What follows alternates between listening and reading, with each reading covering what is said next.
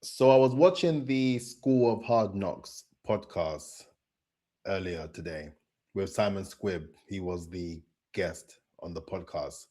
And it was a fantastic listen. I would recommend you guys definitely check it out after you watch this video, right? Make sure that you like, comment, and subscribe first and foremost before we even get started, right? And let me just share my screen so you know who I'm talking about, right? So, yeah, this is a School of Hard Knocks podcast. So they started talking to many different millionaires and billionaires across the world and having an understanding of what it is that they did that helped them to get or amass that amount of money in business and entrepreneurship. They were sharing a story of how they even got started when building the podcast and the whole community of what they do. So before I get started, please make sure that you like, comment, and subscribe. And just for context, if you don't know who I am, my name is Tariq Peters. I'm a brand authority strategist and I help founders and advisors build a level of brand authority, right? So that is their personal brand multiplied by their business brand, multiplied by their campaign brand. And when you have all three of those brands aligning, you get to a level of visibility and credibility that allow you to attract your target audience, right? And through doing that, that will align for you to be able to attract more leads, which in turn will drive more clients to your business and ultimately more revenue for your business too. So if you are interested in all things personal branding, branding overall, marketing, PR, personal development, then make sure that you subscribe and check out all my previous videos because it will be useful for you if you are interested in all those particular topics, right? So as I mentioned, so I was listening to the podcast and the team went on to talk about how they even got started and how they got to the point where they're at now with like over 20 million subscribers across their channels, right? So they said that when they first started recording and producing content, it all started in very much a talking head fashion, the same way that I'm doing this content now, right? But then they were particularly young. They were like in their early 20s talking about the idea of business.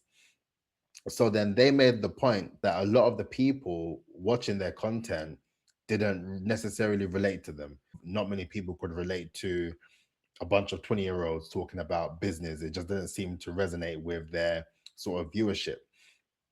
But then when they went on to start doing the interviews outside and speaking with more sort of senior people within their space, talking about how they were able to amass their wealth, whether it be millions of dollars or even billions of dollars.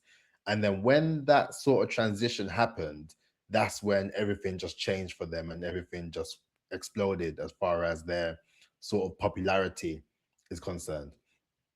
And for me, I thought that was incredibly interesting because it really, you have to be someone that is very much, they don't have a big ego. You don't have a big ego. You're able to accept that maybe the limelight doesn't necessarily have to be on you in order for the business to effectively grow.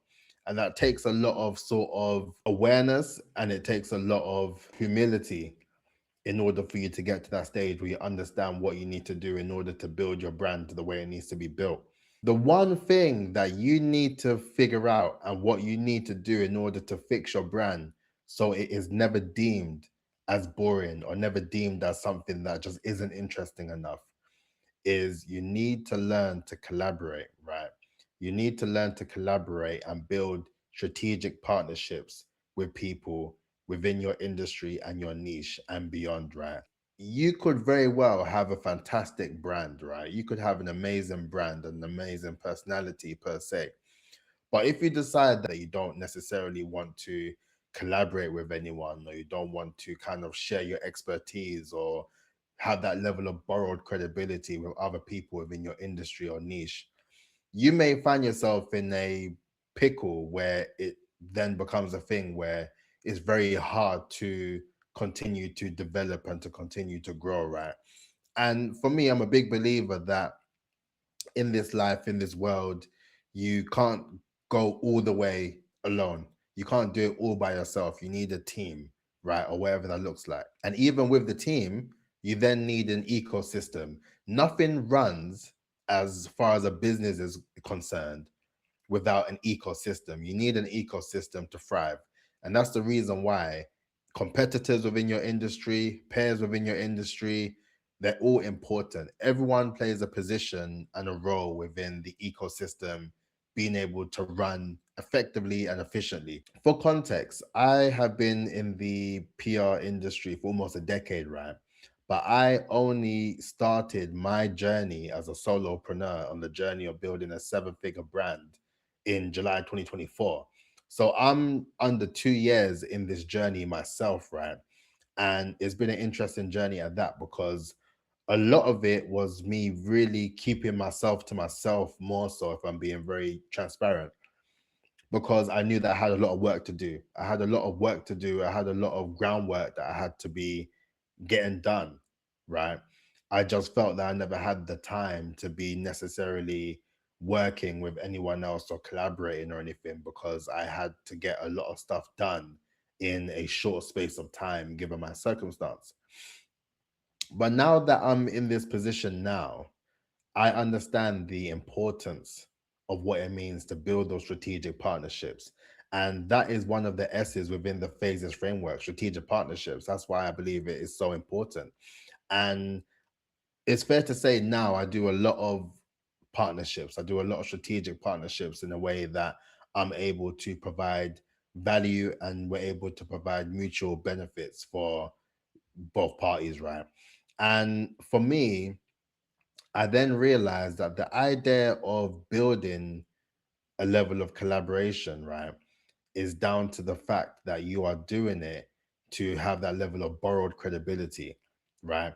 It's meant to be a mutual exchange of value that you're able to provide, not for just your audience, but also the audience of the person that you are also collaborating with as well. And when you decide to do that, then you're no longer siloed in the idea of your content is the only content that matters. Because ultimately it doesn't. You can get information from anywhere in the world, right? You have to think, what is it that firstly makes people want to tune in and stay for your content? And it's also about understanding what is it that you can do differently through experimentation and through collaboration for you to be able to see what people want to hear more from when it comes down to you, right? And sometimes you have to treat these things like like the shows back in the day when they'll just do like crossovers, and you're just thinking, I never thought that this would even happen. I didn't think it was even a thing that was even feasible. But yeah, that same level of excitement you get during that time when you're seeing a sort of collaboration between people that you didn't even think was even going to be a thing. That is that sort of excitement that you need to bring into your brand when it comes down to building those strategic partnerships and having that level of collaboration that really highlights who you are as a thought leader and a key person of influence.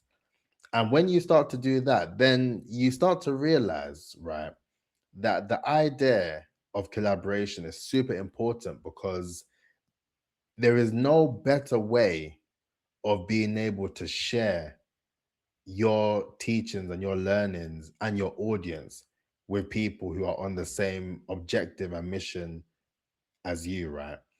The mission may be different when you look at it in its intricacies, but from a broad aspect of things, everyone is on the same path in terms of what they are looking to do later down the line. So that's why I say that the collaboration part is super important. It's something that you can't miss out on, because if you decide to do that and then you spend a lot of time thinking that you're going to be doing it yourself, or you're just going to be doing the same sort of content over and over again, and you're not going to experiment or try new things, or you know bring other people into the mix in terms of just making it more interesting for your viewership, it won't be long until people just effectively start to expect the same thing, right? And I'm saying this from my perspective of even producing said content, right? And now that I'm over 100 videos in, now it's in my best interest to experiment more where possible and just to collaborate more. I want to have more people on this platform to share the stage with, because I can talk to you guys all day, every day. I can talk to you about what it means to build that level of brand authority and being able to incorporate marketing and PR into your efforts in order to be more visible and credible to your desired target audience. But more often than not, it helps for you to be able to hear it from different people as well, and to be in a position where you're able to collaborate with people who also share the same values, but they also appreciate the work that you do, is something that's incredibly important. So what I would say for you is to start to think about, who is it, maybe three people that you could think of who are within your industry or your niche, right, that are doing amazing work, right? Why don't you get in touch with them and then see what you can do as far as a collaboration is concerned? Maybe it might come down to doing video content together. It could be a podcast, maybe, or it could be a joint interview, or it could be a workshop or a seminar or a webinar. Whatever the case, have a think about people within your industry and your niche that you are able to collaborate with in a way that provides mutual exchange for you both, right? And as far as the sort of PR side of things are concerned, think about the platforms and the press, the publications that you can also collaborate with as well, because it all falls into the same arena of borrowed credibility and you being able to showcase yourself as a key person of influence and the obvious choice amongst other people who are within the realms of being a key person of influence and the obvious choice as well. And when you then align yourself with people that are doing amazing things, right, it helps to know that you are in good company. And over time, the more that you build, the more you compound, the more that you meet different people, the more that you have the opportunity to have that level of shared credibility and borrowed credibility as you continue to build your brand. So that's it for this video. I hope that it helps, and I think that that is probably the most important way for you to not be in a position of being deemed as a boring person or building a boring brand. Because when you align with different people with different sort of personalities, different quirks, different levels of charisma, that's the thing that allows people to remember you.